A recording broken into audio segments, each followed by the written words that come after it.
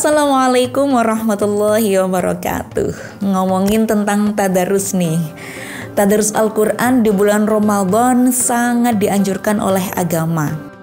Makna tadarus itu sebenarnya adalah kita membaca Al-Quran di depan orang lain, kemudian orang lain yang menyimaknya, atau mereka yang membaca Al-Quran sementara kita menyimaknya. Jadi bukan sekedar kita membaca Al-Quran sendiri gitu. Tadarus Al-Quran ini merupakan sunnah Nabi yang melaksanakannya ini disimak langsung oleh Malaikat Jibril. Begitupun Malaikat Jibril yang membacakan ayat-ayat Al-Quran kepada Nabi setiap malam di bulan Ramadan. Namun kesunahan membaca Al-Quran dengan sendiri atau membaca dengan tadarus ini tujuannya tetap sama, yakni memperbanyak membaca ayat-ayat suci Al-Quran. Para sahabat Nabi dan orang-orang solih yang telah sampai kepada kemuliaan derajat dan kebeningan hati yang sangat tinggi, tiap kali mereka mendengarkan ayat-ayat Al-Quran dibacakan secara langsung, mereka ini bisa menangkap arti dan hikmah di dalamnya, membuat hati mereka merasa terguncang hebat, sampai seringkali mereka menangis sejadi-jadinya dan jatuh pingsan karenanya. Ini adalah bukti bahwa Al-Quran merupakan mukjizat Nabi. Sayyidina Umar diriwayatkan tidak mampu untuk menghatamkan seluruh Al-Quran selama hidupnya. Karena setiap kali satu ayat dibacakan di hadapannya Sayyidina Umar, beliau ini seringkali tidak dapat menguasai diri. Kadang sampai jatuh pingsan sedemikian lama sehingga sampai orang-orang di sekitarnya ini menyangka bahwa Sayyidina Umar telah wafat. Bacaan Al-Quran yang seperti itulah yang membawa pahala yang tiada terhingga. Bukan sekedar bacaan di ujung lidah dan bibir yang tidak memberikan pengaruh apapun ke dalam hati pembaca atau pendengarnya. Al-Kisah Sayyidina Imam Abdullah Al-Haddad. Setiap kali membaca surah Yasin, beliau tidak dapat menguasai dirinya, menangis dan sampai jatuh pingsan sedemikian rupa. Orang-orang susah sampai membangunkannya dari pingsan ini. Akhirnya tubuh beliau digeletakkan begitu saja di dekat makam Sayyidina Al-Faqih Muqaddam. Orang-orang seperti saya tentunya ini belum dapat merasakan Al-Quran sebagaimana yang mereka rasakan. Tapi meskipun begitu, anjuran membaca Al-Quran tetap berlaku karena setidaknya sudah mendapatkan pahala karena telah membaca atau mendengarkan ayat-ayat firman Allah Ta'ala. Pokoknya yang penting adalah niat ittiba atau mengikuti perintah agama. Ittiba membacanya dengan tartil ada pahalanya sendiri. Ittiba membaca dengan menghadap kiblat itu juga ada pahalanya sendiri. Kemudian ittiba membacanya dengan suara yang indah, ini juga ada pahalanya sendiri. Rasulullah bersabda, hiasilah Al-Quran dengan merdunya suara kalian. Zayyinul Qur'ana bi aswatikum. Barang siapa yang tidak melantunkan Al-Quran dengan lagu yang indah, maka dia bukan termasuk golongan orang-orang yang terbaik dari kita. Malam yataghanna bil Qur'an falaisa minna. Asalkan bacaan-bacaan serta tadarus tersebut tidak mengkhawatirkan munculnya riya atau pamer. Kebanyakan para habaib setiap ba'da maghrib setiap harinya ini melakukan tadarus di masjid atau musola.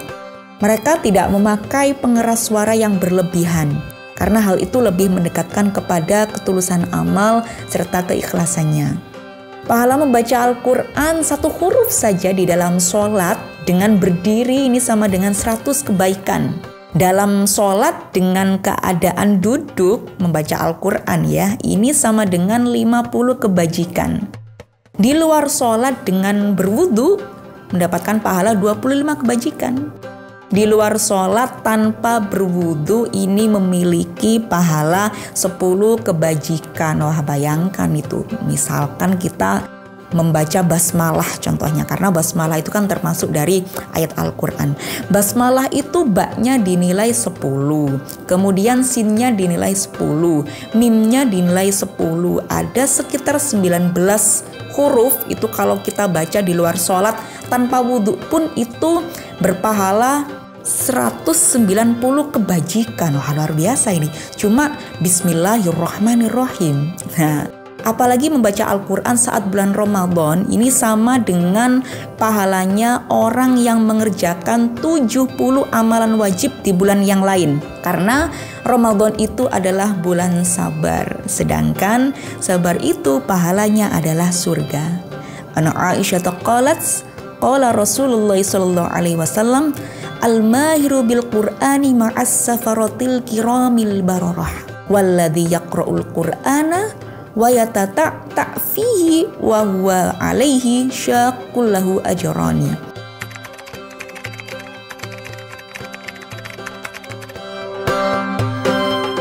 Aisyah radhiyallahu anhu meriwayatkan bahwa Rasulullah sallallahu alaihi wasallam bersabda, seorang yang lancar membaca Al-Quran akan bersama para malaikat yang mulia dan senantiasa selalu taat kepada Allah.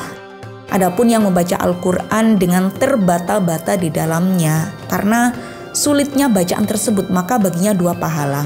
Penjelasan dari hadis ini menurut Imam Muslim adalah wa ammal ladzi yatata' fihi. Adapun orang yang terbata-bata, jadi yatata' itu adalah orang yang terbata-bata dalam membaca Al-Quran, fahuwa alladzi yataraddadu fi tilawatih, adalah yang berulang-ulang dalam membacanya. Lidha'fi hifdhihi, sebab lemahnya hafalan, falahu ajroni, maka baginya 2 pahala. Ajrun bil qiraah, pahala membaca, wa ajrun bitata'tu'ihi fi tilawatih wa masyaqqatih, dan pahala kesulitan dalam membacanya. Adapun manajemen bagi pejuang khatam Al-Quran selama Ramadan, baik untuk yang masih terbata-bata bacaannya atau yang sudah lancar bacaannya, adalah yang pertama, niatkan dengan ikhlas mengejar ridho Allah di bulan Ramadan. Karena segala perbuatan harus diawali dengan niat, termasuk niat tulus agar Allah mudahkan untuk dapat mengkhatamkan Al-Quran di bulan Ramadan. Nah, yang kedua, memasang target di bulan Ramadan. Karena Ramadan ini 1 bulan hanya berlangsung sekitar 29-30 hari saja. Oleh karena terbatasnya waktu, kita harus mempunyai target mau berapa juz nih khataman. Nah, per hari ini berapa yang harus kita baca agar bisa tercapai nih khatmil Qur'annya. Nah, caranya adalah yang pertama ini sudah saya siapkan Al-Quran.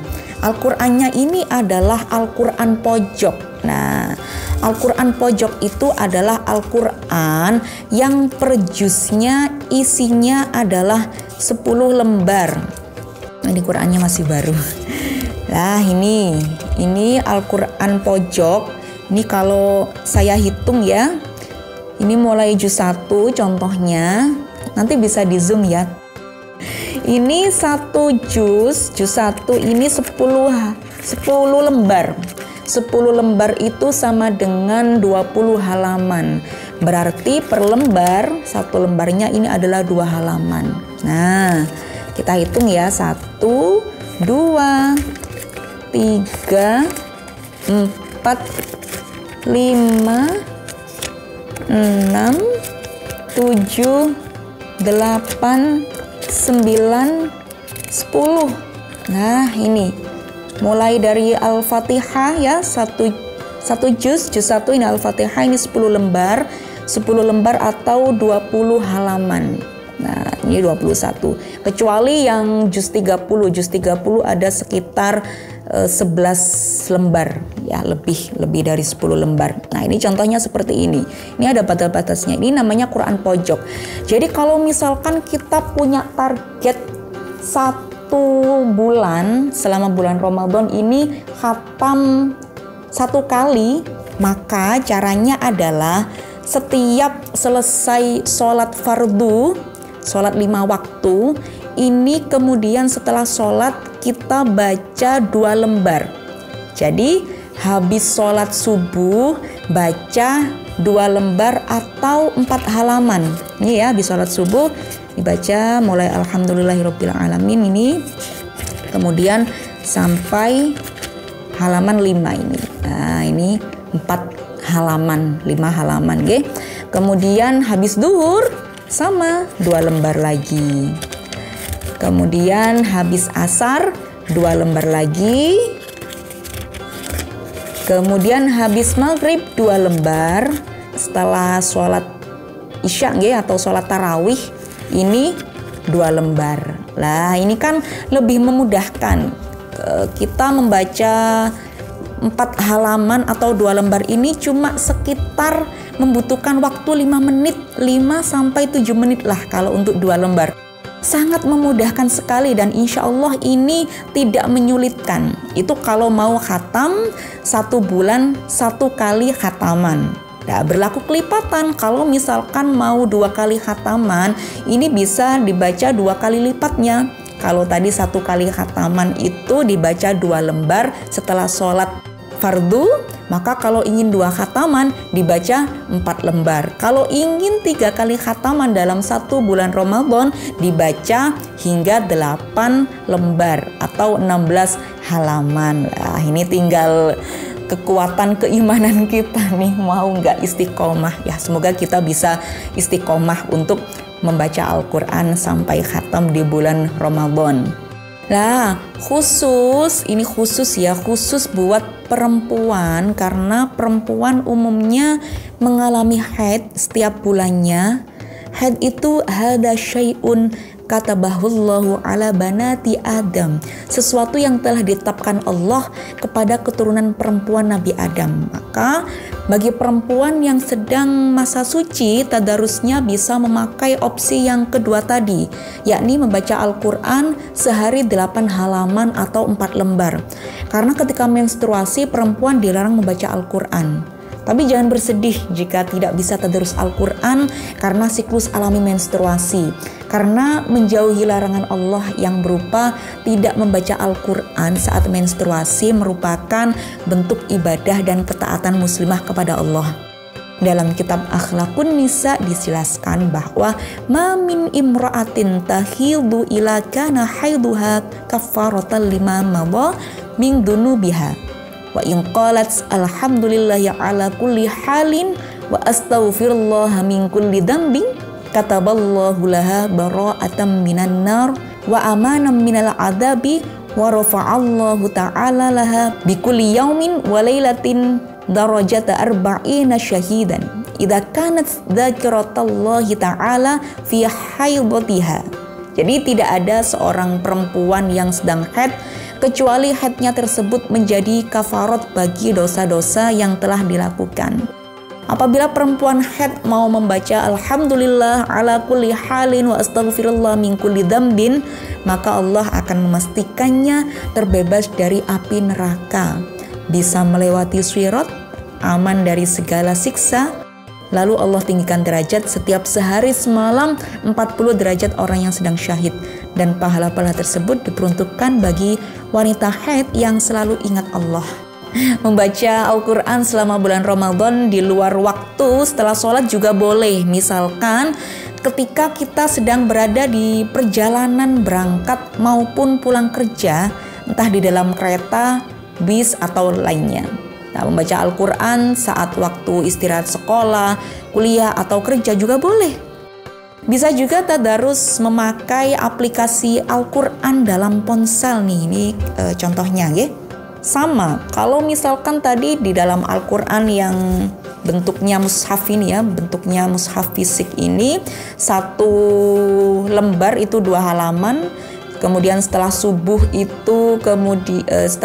itu adalah 4 halaman. Sama, kalau yang di sini sama, di dalam ponsel itu sama juga Quran pojok. Jadi per juznya itu ada 20 halaman. Ya, jadi kita bisa slide ini slide pertama ini adalah 1 halaman, slide kedua 2 halaman. Jadi kalau habis subuh 2 lembar ini berarti 4 slide ini. Nah, ini kalau pakai ponsel. Kalau misalkan kalian sedang kerja atau sedang tidak di dalam rumah, jadi daripada scroll sosmed atau scroll aplikasi media sosial yang lain, akan lebih baik Al-Quran yang ada di dalam HP ini dimanfaatkan untuk tadarus. Nah, namun yang harus kita pahami, pastikan ketika kita membuka aplikasi Al-Quran ini harus dalam keadaan telah berwudu. Karena meskipun aplikasi Al-Quran bukan mushaf, tapi dihukumi seperti mushaf gitu ya. Jadi bukan mushaf tetapi dihukumi seperti mushaf. Artinya wajib suci ketika membuka aplikasi dan membacanya. Nah, ini kelihatan nggak di sini? Nah, jadi begini, ketika membuka aplikasi ini statusnya dihukumi seperti mushaf. Tetapi ketika ditutup, nah ini statusnya biasa. Nah, ketika dibuka aplikasinya maka kita juga harus dalam keadaan berwudu. Nah, ini yang harus diingat. Nah, semoga bermanfaat. Wallahu a'lam bishawab.